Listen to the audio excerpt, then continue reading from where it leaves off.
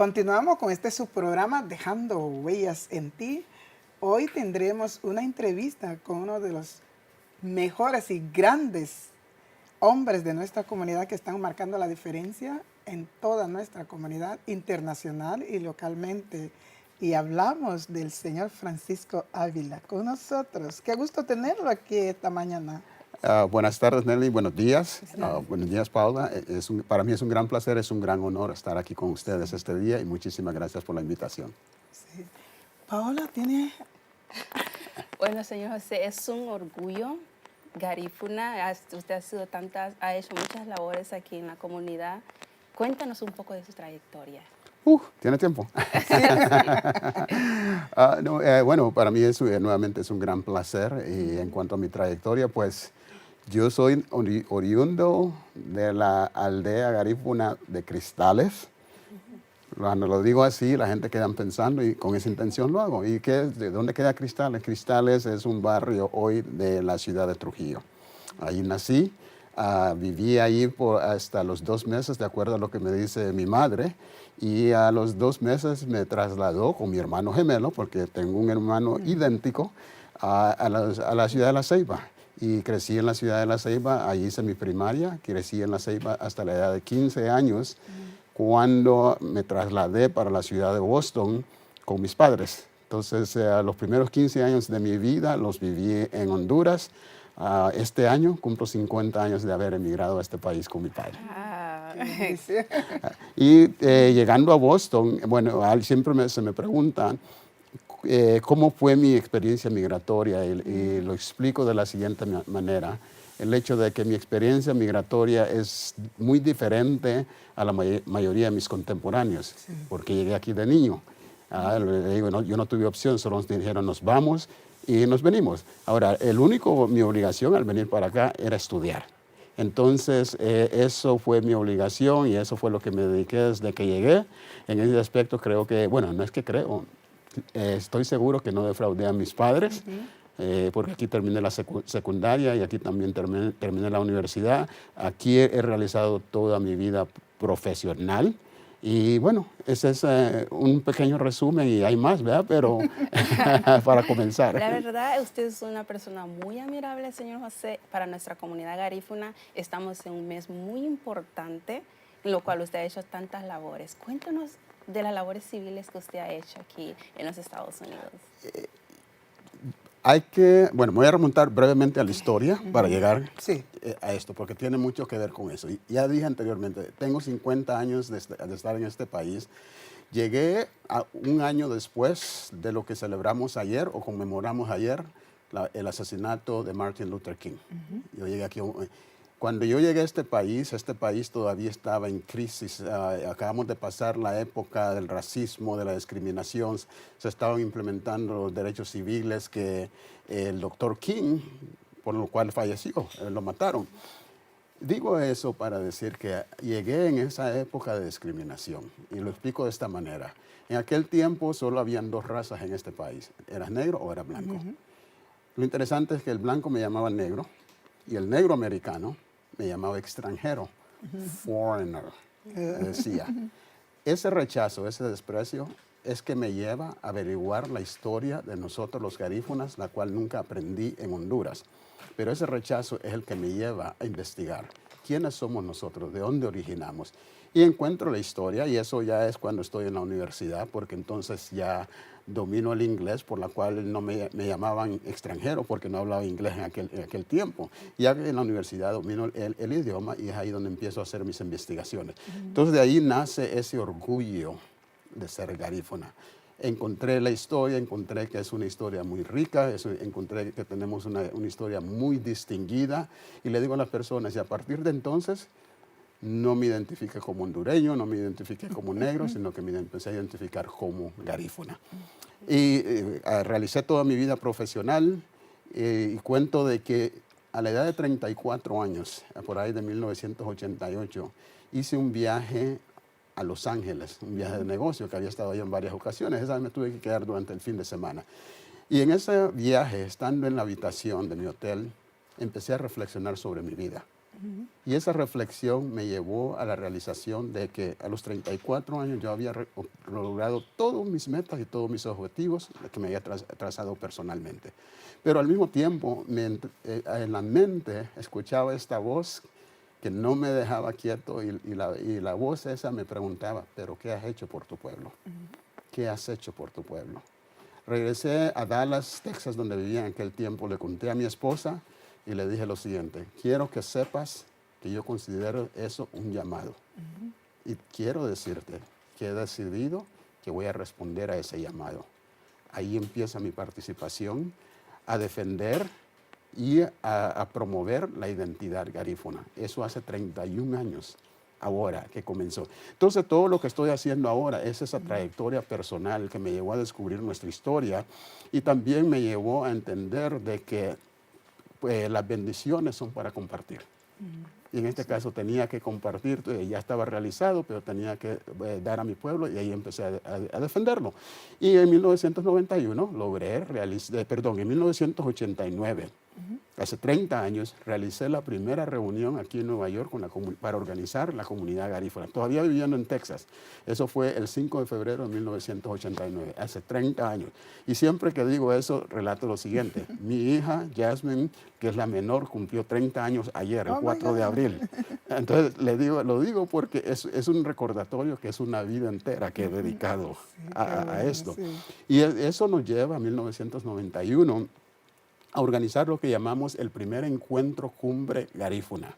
Eso fue en Brooklyn, en julio de 1991. Y ese encuentro, el lema que le dimos fue Uala Busiganu, Garinagu Waguía. Uala Busiganu, Garinagu Waguía. No nos apenemos, no tengamos vergüenza de decir que somos garífuna. Y fue para cambiar la imagen que existía en aquel tiempo de que el estereotipo que se tenía de nosotros en nuestros países, muchos jóvenes ya no querían identificar con garífuna. Entonces, por eso le dimos ese lema. Es a partir de esa reunión cumbre que aquí en Nueva York se empieza a utilizar el término garífuna como identidad, porque eso es lo que promovemos. ¿Y a qué me refiero? En aquel tiempo se hablaba de nosotros, se nos llamaba los hondureños. En Honduras nos llamaban morenos. Nuestras comunidades nos llamaban morenales. Pero entonces nosotros por eso utilizamos ese lema, Uala Busiganu Garinagu Waguía. Y entonces de ahí comienza. En 1992 realizamos la segunda cumbre garífuna en la ciudad de Los Ángeles. Lo histórico de esa segunda reunión es que ahí lo que propusimos, aquí se trataba de la identidad y el orgullo. Allá decidimos que se iba a tratar de la reintegración del pueblo garífuna. Y durante la reunión, disculpe que le interrumpa, durante la reunión, ¿quiénes fueron los personajes que estaban? El personaje, el protagonista de esa reunión acá fue el doctor Jorge Bernardes, el primer médico garífuna graduado aquí en los Estados Unidos. Y lo impresionante del doctor, que impresionó a todos, es que el doctor Bernardes llegó aquí a la edad de 8 años. Él es de allá de Mañali.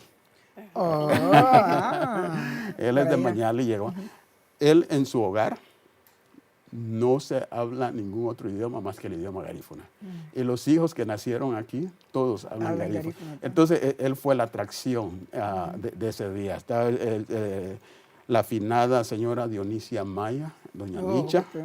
Ella fue una de las participantes, la afinada Lidia Gil. Y lo importante de ellas dos es que esa reunión la hicimos junto con lo que yo llamo la organización que creó la era moderna el proceso organizativo de la comunidad garífuna aquí. Y esa organización se llamaba Mujeres Garinagu en Marcha Pro Educación. Qué interesante. Disculpa que le interese. Está bien. Tenemos una pregunta para usted, ya que estamos en la televisión. ¿Usted ha visto algún cambio de aquellos tiempos del que usted habla a estos tiempos del 2019? Muchísimos. Sí, entre las mujeres garífunas, entre la raza garífuna. Claro. ¿Cuáles han sido los cambios positivos, negativos, que usted podría...? Bueno, ambos, pero siendo una persona optimista, me voy a enfocar en lo positivo. Seguro que sí. Y le voy a explicar, comenzar conmigo y en mi generación. Y lo digo, en mi generación, ya le dije, llegamos acá, En mi generación yo puedo contar en las dos manos aquellos garífunas que fuimos a la universidad. Hoy en día no me abastan ni los pies, porque ha ido aumentando. Cada año se van recibiendo más y eso es progreso. Como comunidad hemos avanzado muchísimo. Sí. Como digo, por ejemplo, el hecho de haber logrado de autoidentificarnos como garífuna. En Honduras, siempre hago mención de que en 1997 se celebró el 200 aniversario de nuestra llegada allá. A lo que está en el mes que estamos acá. El próximo viernes es la celebración, es el 12 de abril y allá es lo que celebramos. En 1997 en Honduras realizamos esa celebración, pero lo titulamos el Bicentenario Garífuna. ¿Qué es lo importante del Bicentenario Garífuna? Es la primera celebración de un pueblo negro en todas las Américas. Tuvimos invitados de todas partes del mundo, inclusive el entonces primer ministro de San Vicente. La primera vez que hicimos esa conexión con Honduras, el primer ministro de San Vicente llegó a Honduras. Tuvimos, como digo, representantes de todas partes. Esa celebración, el Bicentenario Garífuna, es lo que impulsa el movimiento negro a través de las Américas. Lo que hoy se conoce como el movimiento afrodescendiente comienza con nosotros y comienza en la Ceiba, Honduras. Aquí formamos la coalición garífuna a consecuencia del Bicentenario Garífuna aquí en Nueva York en 1998. ¿Cómo surge? Aquellos que trabajamos con Celio Álvarez Casildo, ODECO y todas las otras organizaciones, OFRAN en Honduras para realizar el Bicentenario.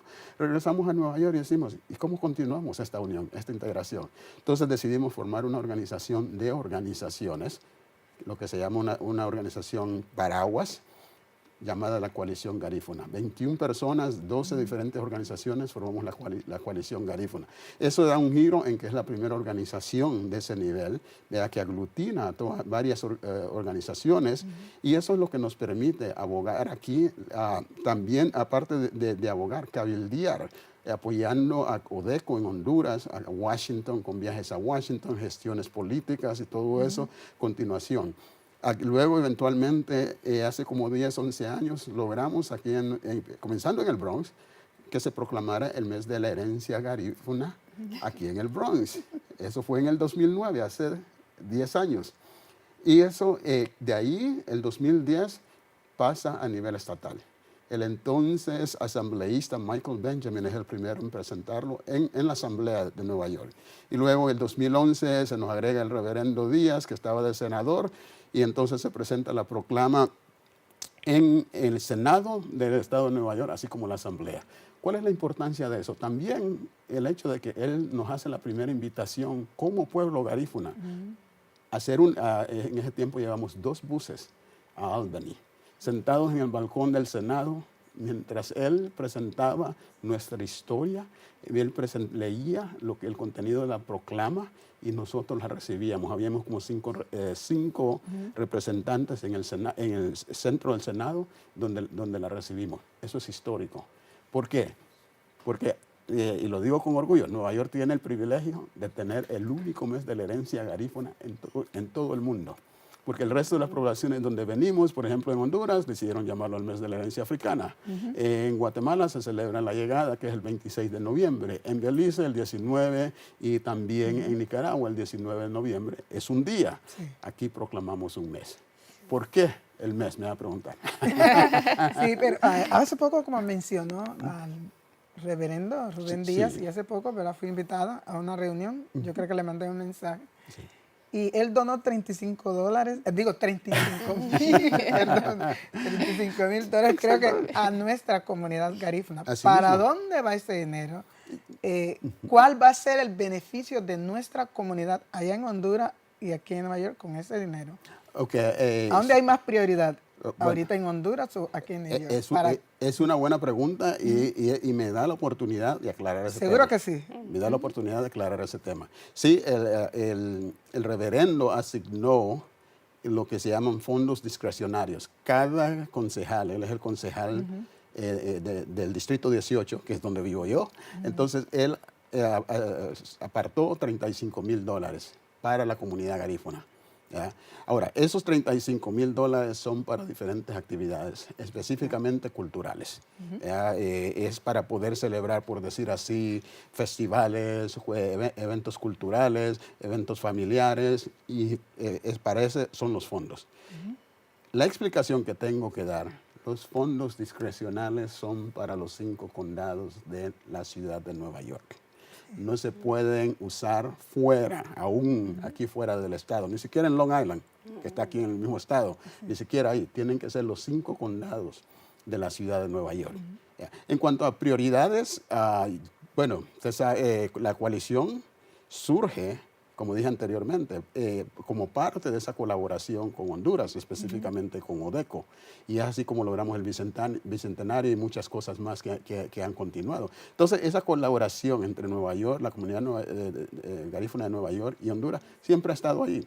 Las prioridades, le voy a ser sincero, conmigo se volvió el hecho de que en aquel tiempo había mucho énfasis en Honduras, pero también aquí teníamos problemas sociales, los mismos problemas sociales que teníamos allá, pero aquí no estábamos haciendo nada. Entonces la coalición tomó la decisión de que nuestro enfoque iba a ser aquí en Nueva York. Por ejemplo, ¿cómo logramos el mes de la herencia garífuna aquí en Nueva York? Fue atándolo a la historia del incendio en el Club Social Happyland. Sí. Fallecieron el 25 de marzo de 1990. Fallecieron 87 personas. De esas 87 personas, 60 eran garífunas.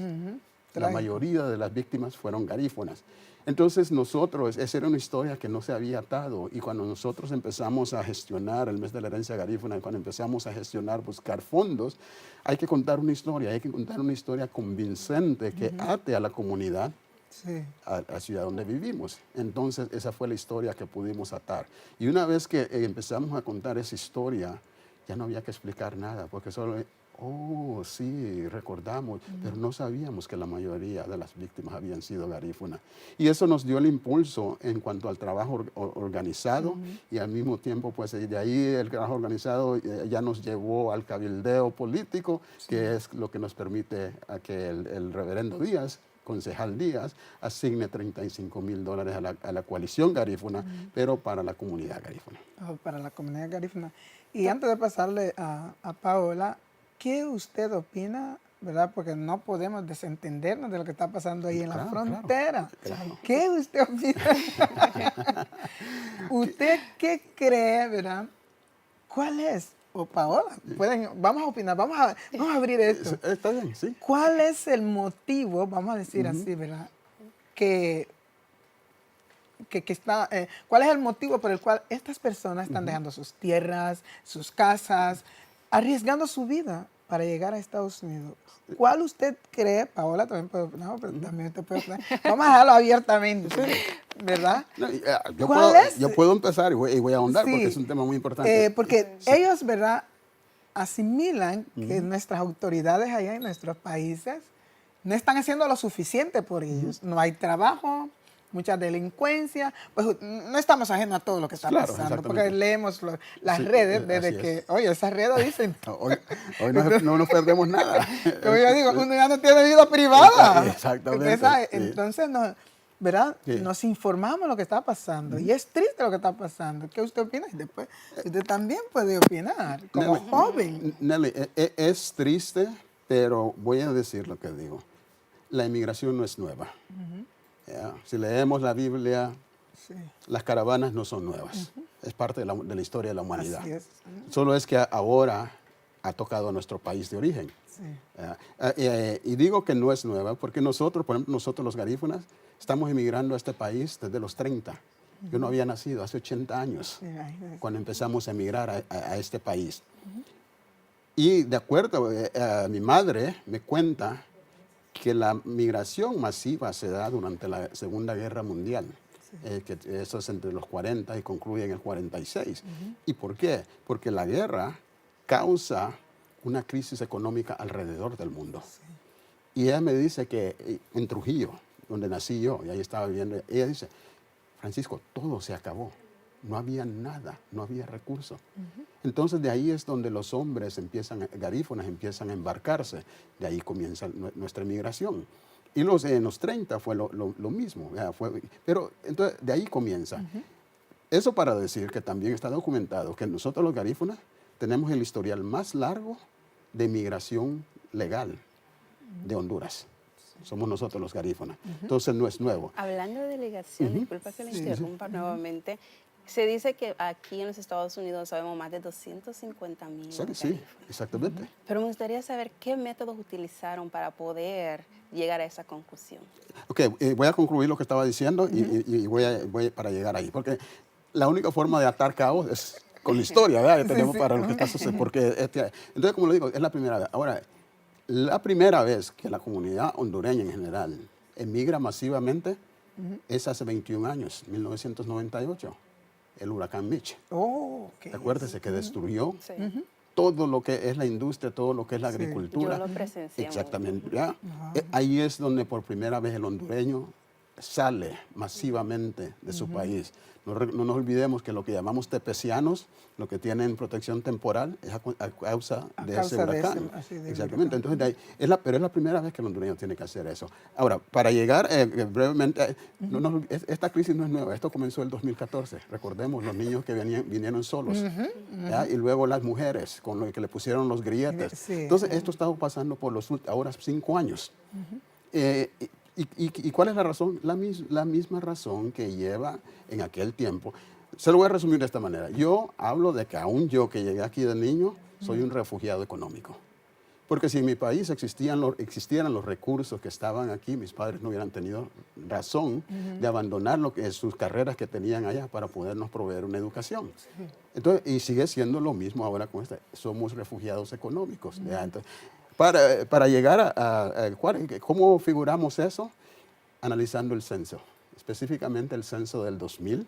Y en el 2010 nos asociamos con la Oficina del Censo de los Estados Unidos para poder identificarnos como garífuna. ¿Por qué? Porque en el censo del 2000 la forma que nos pudimos identificar fue porque, y esto es algo que muy pocos saben y lo voy a aprovechar para decirlo. Para eso está su programa de Dejando Huellas. Gracias. Para informar a nuestra comunidad.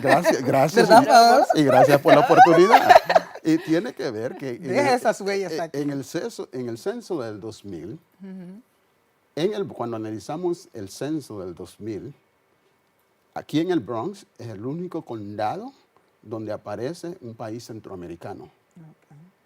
En el censo del 2000, Honduras era el país de origen, que ocupaba el 6º lugar como país de origen de aquellos nacidos en el extranjero aquí en el Bronx.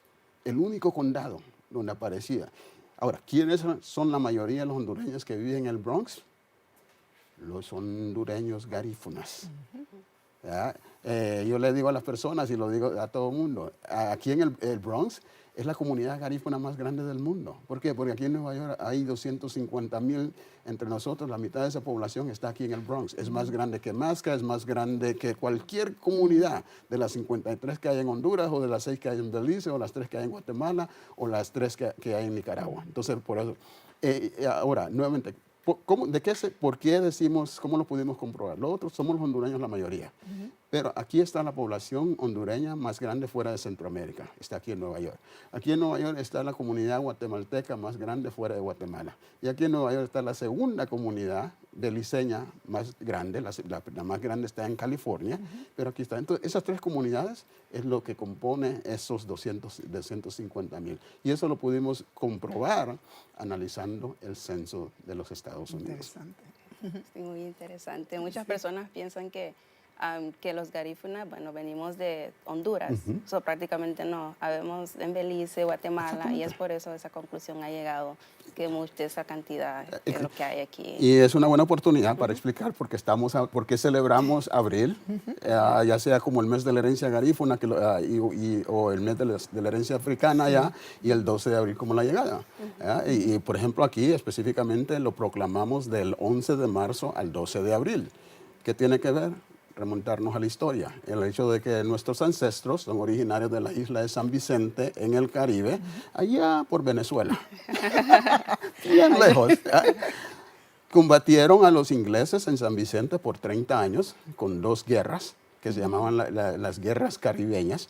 Por 30 años, desde 1668 hasta 1795, combatieron nuestros ancestros a los ingleses. Por esas batallas de nuestros ancestros, San Vicente es la última isla del Caribe que fue colonizada por los europeos. Tocando el tema de San Vicente, en este mes tan importante le hacemos un homenaje a nuestro rey, Saint Joseph. Allá voy. Allí voy. Solo quedan 5 minutos, pero diga todo lo que tiene que decir en 5 minutos. Usted es el invitado. Allí voy. Entonces, ¿y quién y cómo logran? Entonces, los combatimos. El 14 de marzo de 1795 matan al jefe supremo de los garífunas, José Satuyé. Lo matan en San Vicente el 14 de marzo de 1795. Después de eso empieza la persecución de nuestros ancestros. En febrero del 1796, esa persecución lleva a que capturaron más de 5,000 de nuestros ancestros. Los trasladaron a una isla, que es una piedra hasta la fecha. Allí murió la mitad de la población, casi 2.500. Los 2.500 que sobrevivieron, el 11 de marzo los montaron en 8 barcazas. Los lanzaron al Océano Atlántico sin tener idea para dónde iban. Esas barcazas o barcos llegaron a Roatán el 12 de abril de 1797. Entonces, por eso proclamamos el mes. El 2002, José Satuyé fue proclamado el primer héroe nacional de San Vicente. Oh, wow. Entonces, pero esa es la historia y por eso proclamamos el mes acá del 11 de marzo al 12 de abril. Y por eso es que para mí es un gran placer estar aquí para poder compartir. Para todos nuestros televidentes, ¿cómo surge el nombre garífuna? Hay muchas versiones. Hay quienes dicen que significa gente que come cazabe, hay quienes dicen que tiene que ver con África. Nada que ver. El nombre garífuna surge de que, recordemos que el garífuna es una mezcla de los africanos, y eso sucedió en San Vicente, la mujer arahuaca y la mujer caribeña. Eso es lo que nosotros... O sea que nosotros, garífunas, tenemos un poco de África. Somos mucho de África. Ok, sí. Mucho y me alegra que lo mencione, porque sí, hay quienes hoy en día lo quieren rechazar. Por eso es que estoy diciendo. Ahora, y se lo voy a explicar de esta manera. Somos esa mezcla, pero la fisonomía de nosotros es afrodescendiente.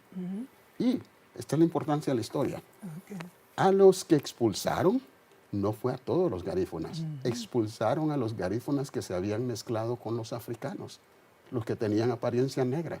Eso fue. Está comprobado que en los barcos, antes de zarpar, habían 11, lo que los ingleses llamaban caribes amarillos, indígenas. Les permitieron bajarse de los barcos. Entonces, esa es la importancia. Sí, hay quienes lo quieren negar. Somos esa mezcla y tenemos más de africano que de indígena, y fueron los que nos mezclamos, los que expulsaron. Muy orgullosos, ¿verdad? Sinceramente yo me siento orgulloso de ser garífuna, como yo siempre digo. Si yo vuelvo a nacer, yo sé que uno solo nace una vez, pero muy orgullosa de ser garífuna, y aquí estoy en esta hora también, representando a mi amigo Iván Moreira. Muy orgullosa. Muy orgullosa. Así mismo. Garífuna woman. Regresando nuevamente a la entrevista. Este es un mes muy importante para nosotros los garífunas. Y lo cual, usted es una leyenda, una persona muy importante. Gracias. Háblenos un poco acerca de los premios Garífuna. ¿Por qué no se dieron este año? Muy buena pregunta. Los premios Garífunas, los premios Garífunas, yo tengo un montón de historia, ¿verdad? Pero siempre, los primeros premios Garífunas los organizamos en junio de 1998, en Hostos. Fue la primera edición. Esa fue mi hermano y yo, y reclutamos un equipo aquí y los realizamos. ¿Y con qué intención? Era para promover la música garífuna, era para mercadear la música garífuna. En aquel tiempo, luego pasaron casi 16 años, lo volvimos a retomar en el 2016. En el 2016, 2017, 2018, por 3 años continuos. Y lo explico de esta manera. En ambas ocasiones, la razón que pausamos es por la falta de apoyo de la comunidad de artistas. Los artistas no valoran los premios, no los apoyan, no los promueven.